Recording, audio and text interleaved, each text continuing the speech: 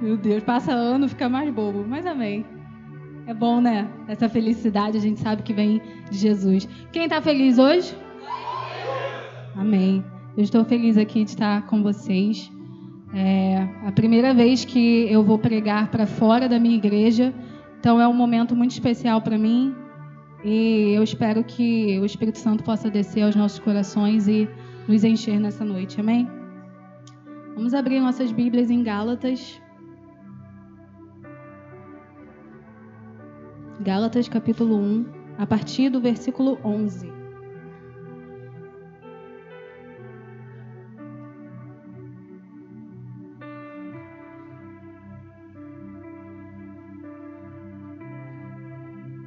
Amém? Aqui na minha Bíblia tem como título Paulo chamado por Deus. Amém. Gálatas 1, versículo 11. Diz assim: Irmãos, quero que saibam que o evangelho por mim anunciado não é de origem humana. Não o recebi de pessoa alguma, nem me foi ele ensinado. Ao contrário, eu o recebi de Jesus Cristo por revelação. Vocês ouviram qual foi o meu procedimento no judaísmo, como perseguia com violência a igreja de Deus, procurando destruí-la. No judaísmo, eu superava a maioria dos judeus da minha idade e era extremamente zeloso das tradições dos meus antepassados. Mas Deus me separou desde o ventre materno e me chamou por sua graça, quando lhe agradou revelar o seu Filho em mim, para que eu o anunciasse entre os gentios. Não consultei pessoa alguma. Tampouco subi a Jerusalém para ver os que já eram apóstolos antes de mim, mas de imediato parti para a Arábia e voltei outra vez a Damasco. Depois de 3 anos, subi a Jerusalém para conhecer Pedro pessoalmente e estive com ele 15 dias. Não vi nenhum dos outros apóstolos a não ser Tiago, irmão do Senhor. Quanto ao que lhes escrevo, afirmo diante de Deus que não minto. A seguir fui para as regiões da Síria e da Cilícia. Eu não era pessoalmente conhecido pelas igrejas da Judéia que estão em Cristo. Apenas ouviam dizer: aquele que antes nos perseguia, agora está anunciando a fé que outrora procurava destruir. Somente até aqui.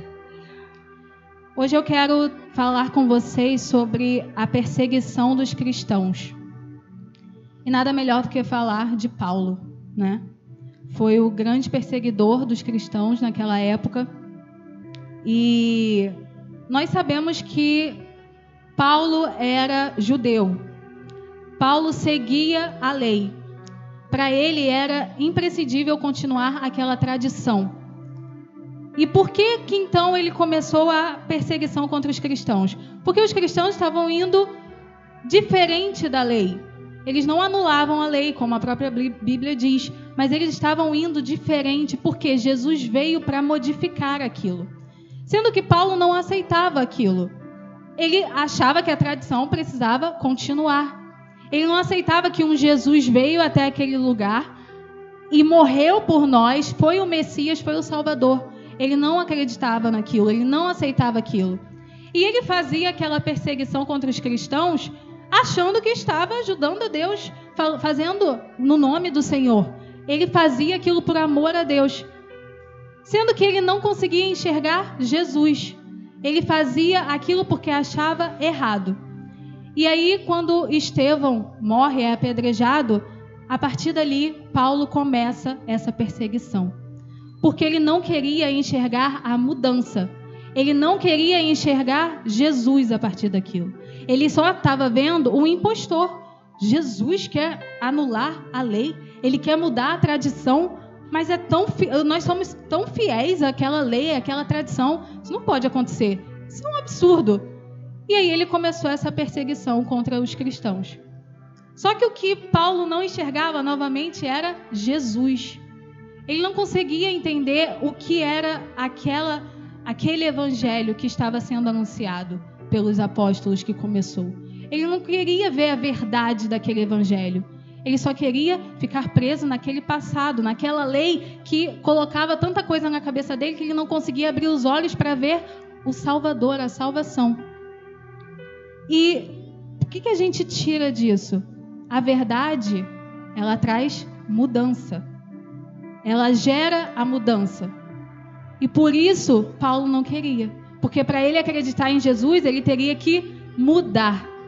Ele teria que se transformar. Ele teria que acreditar que veio um Messias, veio um Salvador e que a partir de agora nós vamos segui-lo, não mais a lei. Nós temos alguém que trouxe a salvação e a verdade para o nosso coração. E por isso Paulo não queria. Por isso ele não queria aceitar. Porque quando a verdade vem, até quando ela bate na gente, automaticamente a gente muda. A verdade gera mudança e ninguém quer mudar. Ninguém aceita essa mudança.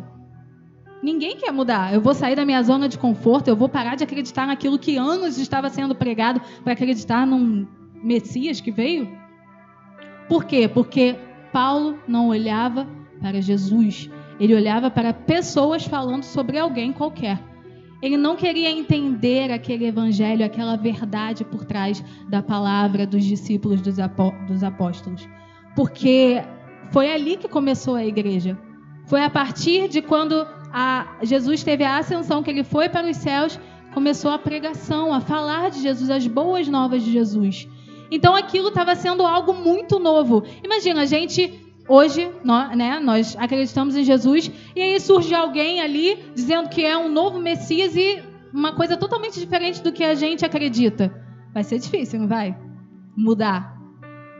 Vai ser difícil. Sendo que aquela pessoa que estava lá andando era a verdade. Era Jesus. Não era um impostor como Paulo estava querendo pregar.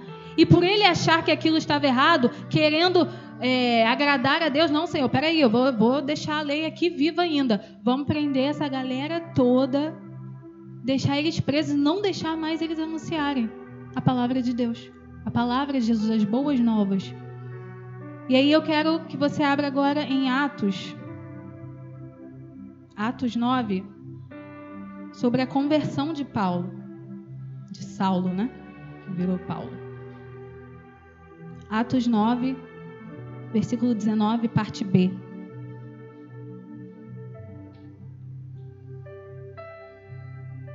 A palavra fala assim: Saulo passou vários dias com os discípulos em Damasco. Logo começou a pregar nas sinagogas que Jesus é o Filho de Deus. Todos os que o ouviam ficavam perplexos e perguntavam: não é ele o homem que procurava destruir em Jerusalém aqueles que invocavam este nome? E não veio para cá justamente para levá-los presos aos chefes dos sacerdotes?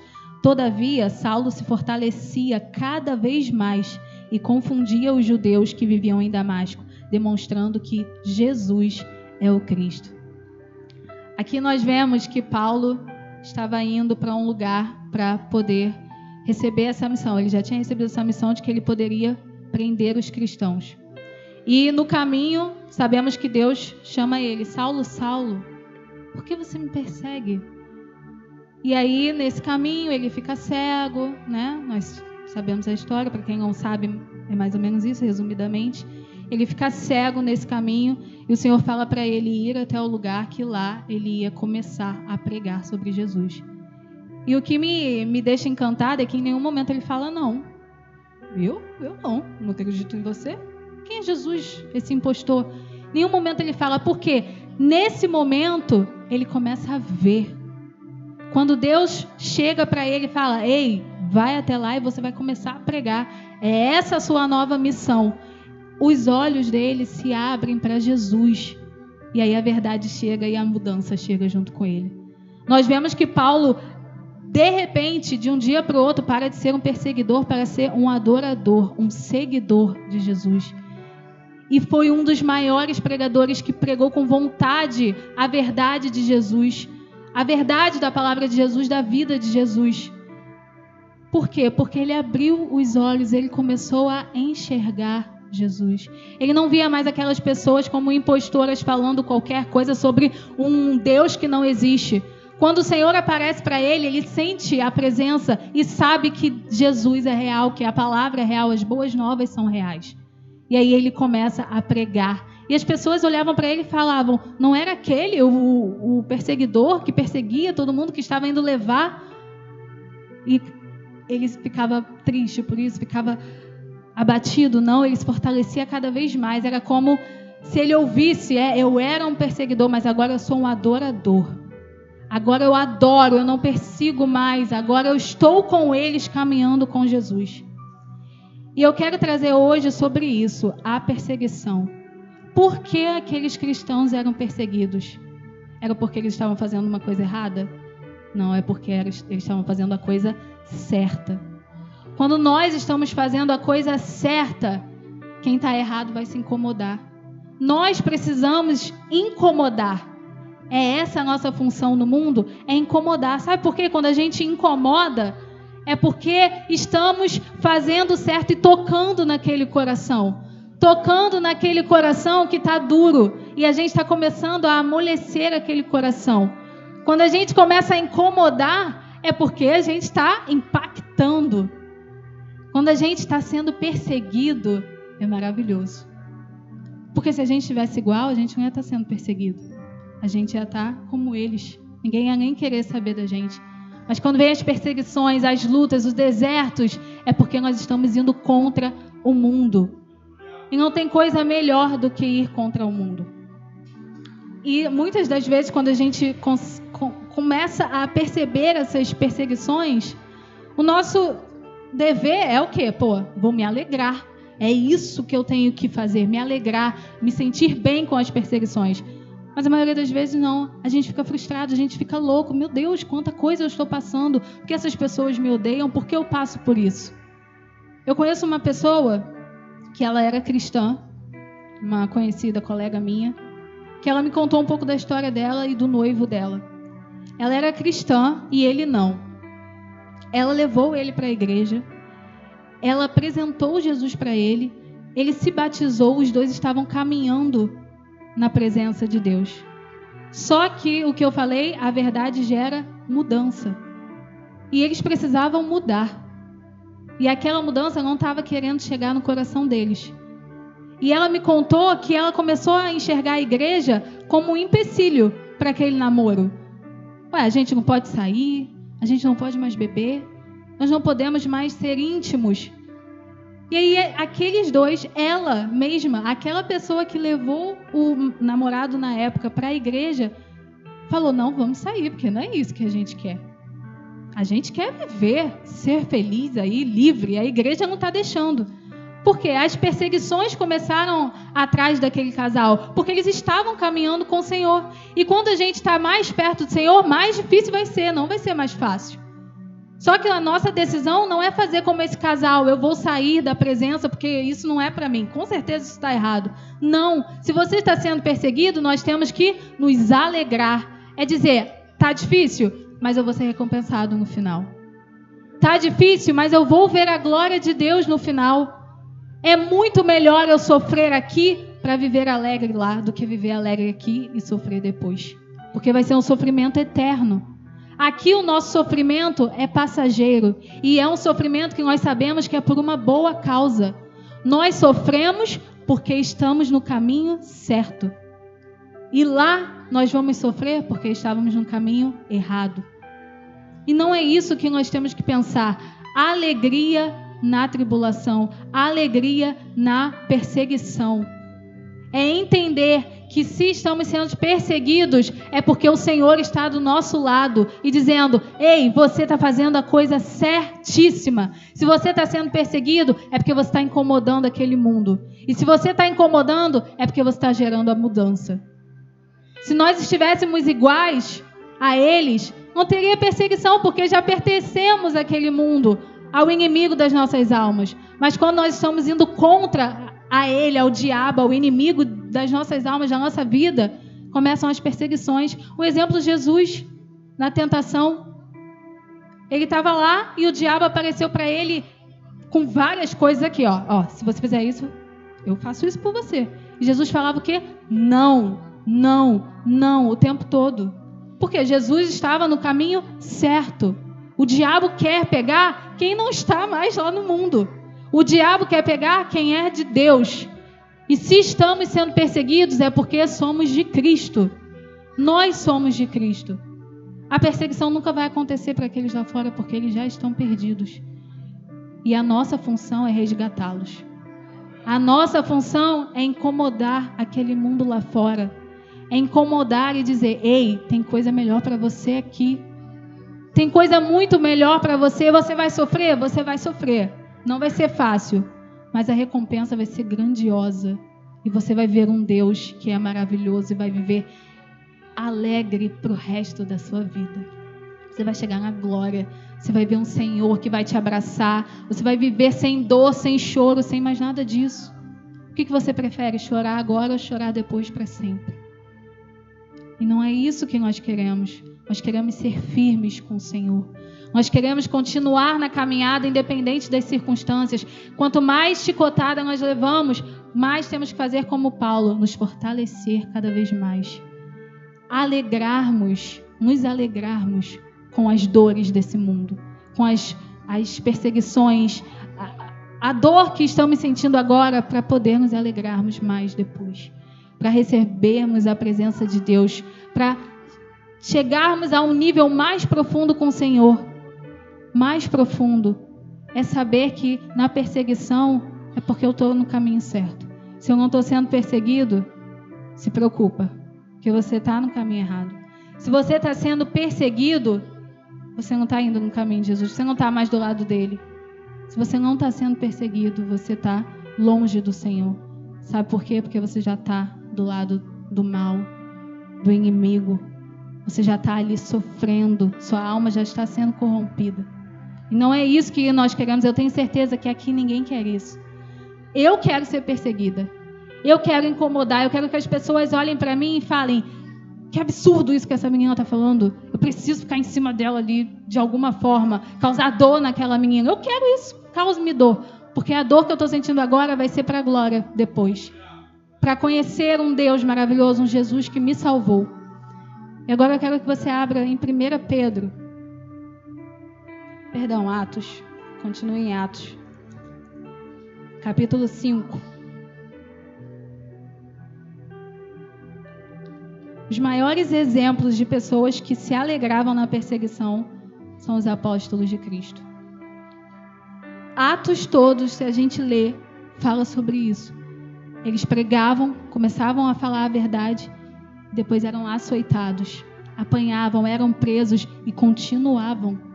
No final eles falavam: como eu estou alegre porque isso aconteceu. E aqui eu vou ler a primeira perseguição que eles sofreram em Atos 5, a partir do versículo 25. A palavra fala assim: nesse momento chegou alguém e disse: os homens que os senhores puseram na prisão estão no pátio do templo ensinando o povo. Então, indo para lá com os guardas, o capitão trouxe os apóstolos, mas sem o uso de força, pois temiam que o povo os apedrejasse. Tendo levado os apóstolos, apresentaram-nos ao sinédrio para serem interrogados pelo sumo sacerdote, que lhes disse: demos ordens expressas a vocês para que não ensinassem nesse nome. Todavia, vocês encheram Jerusalém com sua doutrina e nos querem tornar culpados do sangue desse homem. Obrigada. Pedro e os outros apóstolos responderam: é preciso obedecer antes a Deus do que aos homens. O Deus dos nossos antepassados ressuscitou Jesus, a quem os senhores mataram, surpreendendo-o num madeiro. Deus o exaltou, colocando-o à sua direita como príncipe e salvador, para dar a Israel arrependimento e perdão de pecados. Nós somos testemunhas dessas coisas, bem como o Espírito Santo que Deus concedeu aos que lhe obedecem. Ouvindo isso, eles ficaram furiosos e queriam matá-los. Mas um fariseu chamado Gamaliel, mestre da lei, respeitado por todo o povo, levantou-se no sinédrio e pediu para que os homens fossem retirados por um momento. Então lhe disse: israelitas, considerem cuidadosamente o que pretendem fazer a esses homens. Há algum tempo apareceu Teudas, reivindicando ser alguém, e cerca de 400 homens se juntaram a ele. Ele foi morto. Todos os seus seguidores se dispersaram e acabaram em nada. Depois dele, nos dias do recensamento, apareceu Judas, o galileu, que liderou um grupo em rebelião. Ele também foi morto, e todos os seus seguidores foram dispersos. Portanto, nesse caso, eu os aconselho: deixem esses homens em paz e soltem-nos. Se o propósito ou atividade deles for de origem humana, fracassará. Se proceder de Deus, vocês não serão capazes de impedi-los, pois se acharão lutando contra Deus. Eles foram convencidos pelo discurso de Gamaliel. Chamaram os apóstolos e mandaram açoitá-los. Depois, ordenaram-lhes que não falassem o nome de Jesus e os deixaram sair em liberdade. Os apóstolos saíram do sinédrio alegres por terem sido considerados dignos de serem humilhados por causa do nome. Todos os dias no templo e de casa em casa não deixavam de ensinar e proclamar que Jesus é o Cristo. Olha que lindo, os apóstolos saíram do sinédrio alegres por terem sido considerados dignos de serem humilhados por causa do nome de Jesus. E eles pararam por ali? Não. A palavra fala que eles continuaram, iriam toda vez, todos os dias, toda hora, de casa em casa, falando o nome de Jesus. E eles sabiam que eles iam ser presos de novo, que eles iam ser açoitados, que eles iam apanhar, mas eles não pararam. É esse o segredo, não parar. Independente do que acontecer, não pare, não desista. Seja perseguido, seja açoitado, alegre-se. Alegre-se por ser digno de ser humilhado. Olha que incrível, que profundo é isso. Eu sou digna de ser humilhada pelo nome de Jesus. Em nenhum momento eles falam, eu sou digno de pregar o nome de Jesus. Não, sou digno de ser humilhado. Sou digno de ser pisado, de sofrer. Eu sou digno e estou feliz por isso e vou continuar. Porque é isso que Ele quer. Ele quer que pessoas sejam cada vez mais alcançadas por Jesus. Que pessoas cada vez mais conheçam a Jesus como eles conheceram ali. Como nós conhecemos um dia, pessoas precisam ser alcançadas. E nós temos que nos orgulhar de estarmos sendo humilhados, açoitados, pisados, de estarmos sofrendo pelo nome de Jesus. E para finalizar, eu vou ler em 1 Pedro. 1 Pedro, sofrendo por ser cristão, capítulo 4, a partir do versículo 12. Paulo fala sobre sofrer por ser cristão. Paulo era um perseguidor e depois virou um seguidor que sofreu também, né? Nós sabemos que depois ele foi muito perseguido. E ele desistiu? Não. Ele continuou forte, firme na palavra de Deus. 1 Pedro 4:12. Amados, não se surpreendam com o fogo que surge entre vocês para os provar, como se algo estranho lhes estivesse acontecendo. Mas alegrem-se à medida que participam dos sofrimentos de Cristo, para que também, quando a sua glória for revelada, vocês exultem com grande alegria. Se vocês são insultados por causa do nome de Cristo, felizes são vocês, pois o Espírito da glória, o Espírito de Deus, repousa sobre vocês. Se algum de vocês sofre, que não seja como assassino, ladrão, criminoso ou como quem se intromete em negócios alheios. Contudo, se sofre como cristão, não se envergonhe, mas glorifique a Deus por meio desse nome. Pois chegou a hora de começar o julgamento pela casa de Deus. E, se começa primeiro conosco, qual será o fim daqueles que não obedecem ao Evangelho de Deus? Se ao justo é difícil ser salvo, que será do ímpio e pecador? Por isso mesmo, aqueles que sofrem de acordo com a vontade de Deus devem confiar a sua vida ao seu fiel Criador e praticar o bem. Fiquem felizes se vocês estão sendo perseguidos. Fiquem felizes, porque se está difícil para a gente, imagine para quem está lá fora. Se a gente sofre, imagine para quem está lá fora. Vamos pensar dessa forma. Eu estou sendo perseguido, eu vou pregar mais ainda. Eu estou sendo perseguido, eu vou falar mais ainda de Jesus, porque é sinal que mais pessoas lá fora estão precisando me ouvir. Eu preciso ser usado cada vez mais. E se você está sendo perseguido, lembre-se, é porque houve mudança dentro de você e você está caminhando no caminho certo. Você está na verdade de Jesus e pessoas lá fora estão precisando ouvir. Então alegrem-se na tribulação, não desanimem, não parem, continuem cada vez mais forte, porque nós vamos longe, vamos ganhar muitas vidas para Jesus, eu creio nisso. Amém? Agradeço essa oportunidade, em nome de Jesus.